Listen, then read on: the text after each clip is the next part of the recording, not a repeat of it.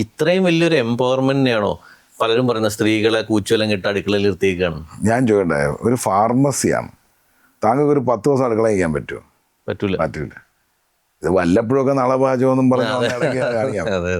ആ ലേഡി അവിടെ ഒരു ഉപ്പില്ലാത്ത ദിവസം ഉണ്ടാവില്ല, അവിടെ ഒരു പഞ്ചസാര ഇല്ലാത്ത ദിവസം ഉണ്ടാവില്ല.